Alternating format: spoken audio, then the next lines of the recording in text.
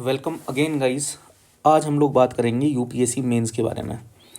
मैंने इससे पहले प्रीलिम्स की एक वीडियो बनाई हुई है, उसको आप लोग देख सकते हैं कि प्रीलिम्स सिर्फ लॉजिकल गैसिंग एक गेम है जिससे आप लोग प्रीलिम्स निकाल सकते हैं। उसके अलावा कोई तरीका नहीं है प्रीलिम्स निकालने का।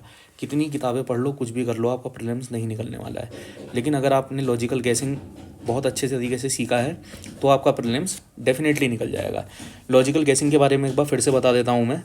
प्रीलिम्स में यहाँ पे हमारे पास 100 क्वेश्चंस होने वाले हैं। हर क्वेश्चन 2 मार्क्स का है, तो ये 200 मार्क्स का पेपर होगा। इसकी कट ऑफ लगभग 90 to 95 मार्क्स आप लोग की रहेगी। यहाँ पे हम लोग ने स्पेशली देखना क्या है, 2011 से लेकर के 2024 तक के सभी पेपर हम लोगों ने देखने हैं।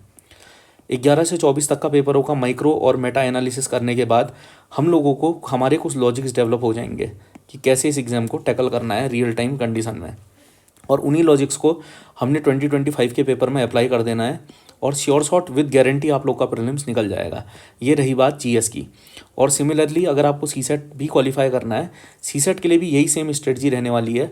2011 से 2024 के सब पेपर्स को आप लोगों ने लॉजिक्स के साथ और स्पेसिफिक टॉपिक को आपने मेंशन देना है और उसी को आपने स्टडी करना है बार बार। 2025 आपका आराम से निकल जाएगा यूपीएससी का प्रीलिम्स। रही बात गाइस मेंस की, तो मेंस में हम लोग देखेंगे मेंस में जो पेपर होते हैं हमारे GS1, GS2, GS3, 4, उसके बाद एक ऐसे का पेपर होता है ऑप्शनल 1 और ऑप्शनल 2। तो इस तरीके से आपके यहाँ पे एग्ज़ाम होते हैं। 7 पेपर होते हैं, एक हिंदी इंग्लिश लैंग्वेज और क्वालिफाइंग होते हैं, तो उसके बारे में हम ज़्यादा बात नहीं करेंगे गाइस। GS1 में जितने भी आप लोग के पार्ट इसमें दे रखे हैं, तो उन सभी का आपने गाइस उनकी तैयारी कैसे करनी है। सिलेबस में जितने भी टॉपिक मेंशन है, सिलेबस में जितने भी टॉपिक्स आपके मेंशन है, उन टॉपिक्स पे आप लोगों ने नोट्स बनाने हैं। तो नोट मेकिंग कैसे होनी है, सिलेबस के सिर्फ टॉपिक्स आप लोगों ने पढ़ने हैं, उसके नोट्स बनाने हैं। और वो नोट्स के जो डायमेंशन होते हैं वो डायमेंशन आप लोगों को पता होनी चाहिए। बस इतना ही गेम है GS1 का। GS2 में भी सिमिलरली सिलेबस के टॉपिक्स आप लोगों ने निकालने हैं और उसी के नोट्स आप लोगों ने बना लेने हैं। ठीक है गाइस। इसके बाद आपने क्या करना है, GS3 में भी सेम स्ट्रेटजीज है, GS4 में भी सेम स्ट्रेटजी आपकी लगेगी। तो अब इसके साथ आपने क्या करना है गाइस, इसके साथ क्या करना है वो मैं बताता हूँ। इसके बाद आपने जितने भी PYQs हैं, PYQ जो भी GS1 के हैं, GS2 के जो PYQ हैं, GS3 के जो PYQ हैं और GS4 के जो PYQ हैं, इन सभी PYQs को आप लोगों ने अच्छे से एनालाइज करना है और इन PYQ को आप लोगों ने टेस्ट सीरीज़ के तरीके से लगाना है। इसको टेस्ट सीरीज़ के तरीके से आप लोगों ने सॉल्व करना है इन नोट्स को बनाने के बाद। उसके बाद गाइज आप देखना क्वेश्चन कैसे इजीली आप लोग हैंडल कर लोगे पेपर में। और रही तीसरी बात, आप लोगों ने पेपर में नोट पैराग्राफ के फॉर्म में, कुछ क्वेश्चन आप पैराग्राफ के फॉर्म में ज़रूर लिख सकते हैं, लेकिन अभी जो ट्रेंड चल रहा है वो ये है कि आपने बुलेट पॉइंट में ही अपने आंसर को लिखना है। बुलेट पॉइंट बना बना के आपने अपने आंसर लिखने पड़ेंगे। सो GS 1 2 3 4 जिन जिन लोग के कंप्लीट नहीं हो पा रहे हैं, मुझसे बात कर सकते हैं, तो मैं आपकी हेल्प कर सकता हूँ GS 1 2 3 4 कंप्लीट करने में। और रही बात गाइस ऐसे की, ऐसे में आप लोगों ने जितने भी PYQ ऐसे के आज तक आ रखे हैं, उन्हीं सिर्फ PYQ को आपने बार बार देखना है, बार बार देखना है। और ऐसे का एक बेसिक जो होता है आपका, जैसे इसमें introduction, main body, conclusion, way forward, और उसके बाद भी आपका जो मेन बॉडी होगी, मेन बॉडी को भी कितने डायमेंशन में कवर करना है।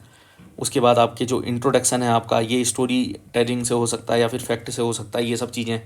वे फॉरवर्ड आपका बहुत ही ज़्यादा फ्यूचरिस्टिक होना चाहिए और साइंटिफिक होना चाहिए, प्रैक्टिकल होना चाहिए। तो ये सब चीज़ें ऐसे कि इन सब चीज़ों को आपने सीखना है, बहुत ज़्यादा ऐसे में आपने मेहनत नहीं करनी है।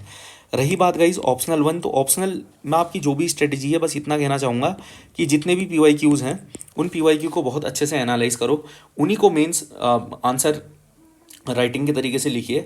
और ऑप्शनल की तैयारी बहुत अच्छे से आप लोग कीजिए। ऑप्शनल में ऐसा होना चाहिए कि आपको क्वेश्चन आया और आपने तुरंत उसे लिखा, सोचने की ज़रूरत नहीं पड़नी चाहिए। और ऑप्शनल एक डिसाइडिंग फैक्टर होता है गाइस, आपको इंटरव्यू कॉल आएगा या नहीं आएगा, या आपको आपका फाइनल सिलेक्शन होगा या नहीं होगा। तो जितने भी मेंस के टॉपिक्स हैं आप लोगों ने एक्चुअली उनको सिलेबस वाइज लिख लेने हैं। अब बहुत लोग के दिमाग में क्वेश्चन आ रहा होगा कि टॉपर्स की जो नोट्स होते हैं वो बहुत कम कम पेजेस के होते हैं। एक्चुअल में गाइस होता क्या है, जैसे मैं हूँ, मैंने हर बुक और हर टॉपिक अपना कंप्लीट करके रखा हुआ है। लेकिन वो टॉपिक कंप्लीट करने के बाद कुछ चीज़ें मेरे सबकॉन्शियस माइंड में ऑलरेडी जा चुकी हैं। आंसर राइटिंग एक्चुअली एक कला है, तो जिस आदमी को ये टेक्निक पता होती है वो किसी भी चीज़ में आंसर आराम से लिख सकता है। और रही बात, अगर मेरे को अभी अब मेरे को मुझे जो चीज़ें याद नहीं हैं उन चीज़ों को मैं अपने नोट्स के फॉर्म में बना लूँगा और एक फ्रेमवर्क टाइप का मैं बना लूँगा। तो एक्चुअली वो लोग फ्रेमवर्क बना के रखते हैं, जो कंटेंट होता है उनका और जो चीज़ें होती हैं, जो चीज़ें उन्हें ऑलरेडी याद हैं उन्हें वो कभी अपने नोट्स में नहीं लिखते हैं। जो चीज़ें उन्हें याद नहीं होती हैं वो चीज़ें वो अपनी मेमोराइज करने के लिए अपना वो उसको लिख लेते हैं एक नए पेज में। तो वो हम देख करके ये सोचते हैं कि GS 1 में इसने ग्लोबलाइजेशन के एक ही पन्ने के नोट्स कैसे बना दिए और इससे आंसर कैसे फ्रेम कर रहा है। तो एक्चुअली आप लोगों ने अच्छे से टॉपिक कवर करने हैं, तो इन सब चीज़ों में गाइज मैं आपकी हेल्प कर सकता हूँ। So thank you lot guys.